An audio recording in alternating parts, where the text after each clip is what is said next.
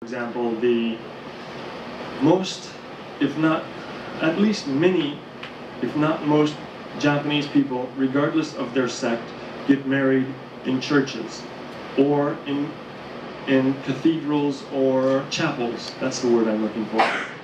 Most marriages, or many marriages today, take place in hotels. And the wedding gown is a very attractive piece of scenery for the Japanese, so they include that in the wedding ceremony. They also do the Shinto rites as well, and sometimes the Buddhist. So you'll have basically 2 ceremonies, sometimes 3, done in a hotel, very expensive operation. And you have a Christian ceremony that is done because it looks the best of all of them. This is why, like I said, regardless of sect, that is sort of like the, of course the women decide which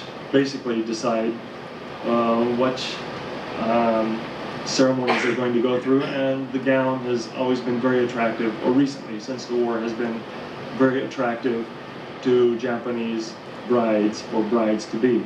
So they all want to have their pictures taken in the white, in the white wedding gown, so they do that. Frequently now in a larger wedding, you will go through all 3. You will go through the Christian and the Shinto and the Buddhist receptions.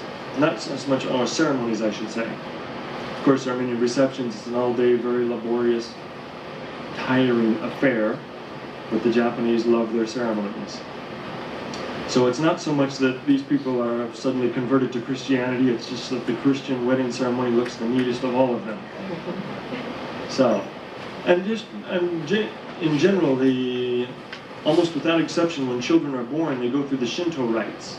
And at certain ages, they go to the shrine and go through certain things. That is the domain of the Shinto. And when people get married, one can think of it basically as the domain of Christianity. When people die, that's the domain of temples, Buddhist temples of any sect.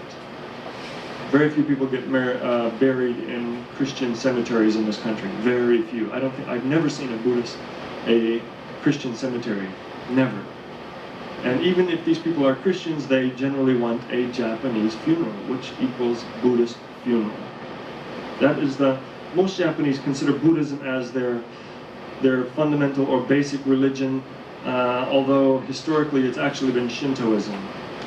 But Shintoism is so abstract that the typical Japanese person doesn't even really know what that is all about. But anyway, Christianity still has a major influence, not just in the wedding ceremony, but Western influence in general has been very strong in this country and is only increasing. And that is, well, you could say it's Western influence or Christian influence, but in fact, in Western society, Christianity and our Western civilization are almost indistinguishable. I don't think you could separate them. It would be very hard to do. The last on this list is Buddhism. Now, Buddhism, in a way, I consider the umbrella religion, or the umbrella thought over all of these. Not so much that it is better, it's just that Buddhism has this structure that you have here with these 6 overlapping religions is in part due to the fact that Buddhism has very little dogma or hard dogma, or very little emphasis on certain beliefs.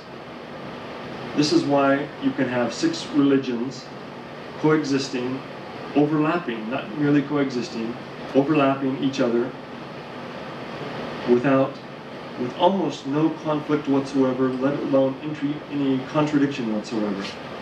Because the Buddhist mind, or the Buddhist thought, gives very little emphasis to dogma. Now, when we think of dogma in Buddhism, immediately 2 things come to mind: reincarnation and karma. Karma is cosmic law. Basically, if you do something good today, you will be rewarded in the future. If you do something bad today, you will suffer the consequences in the future. Basically, what goes around comes around. Now, there are many different kinds of karma. And actually many different kinds of reincarnation, or many different interpretations, but very, very fundamentally, people, by their actions, they are either reborn in a better light or reborn in a worse light. Lower on the scale, I guess one would say. Most Japanese people do not believe in either, including priests. Now, back in terms of dogma in my own sect, which is the Zen sect, officially the Zen sect had to declare, like all of the other sects, we had to declare to the Ministry of Education exactly what our so-called beliefs are. Officially, I believe all Buddhist sects have declared that they believe in reincarnation and karma. But I have yet to meet any Japanese priest or master who will tell me, yes, I believe in karma, or yes, I believe in reincarnation. In many cases, they are not sure. But I think generally they don't believe in such things.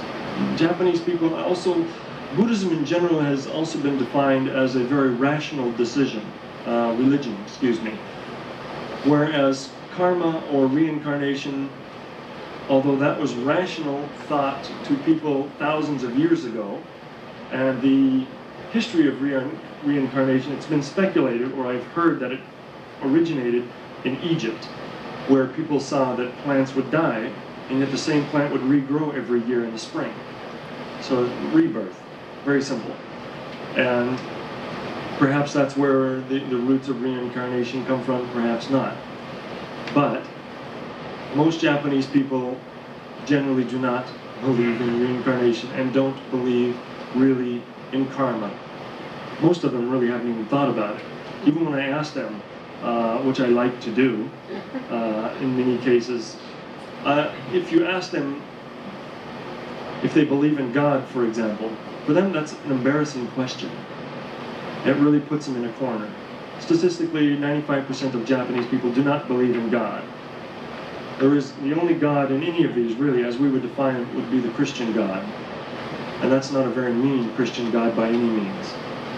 They have, like I said, that's back to Christianity light. Most of Japanese Christians, I don't know anyone that has ever mentioned, say, passages out of the Old Testament or anything like that. Probably, maybe 1% of Japanese Christians have actually read the Old Testament. So they don't feel it's that important. And also these religions that people have, usually they're born into them. It's not a conscious choice. Very few people are converted from one to another. If a person is Christian in this country or Buddhist, they are usually merely inheriting their family's religion. And really, I've known of people who drop out of their religion, or who expressed discontent, younger people of course, wait till they get older, but there's not really what we would call religious activity going on in this country, at least not on an active basis. It's largely ceremonial in all aspects, largely ceremonial.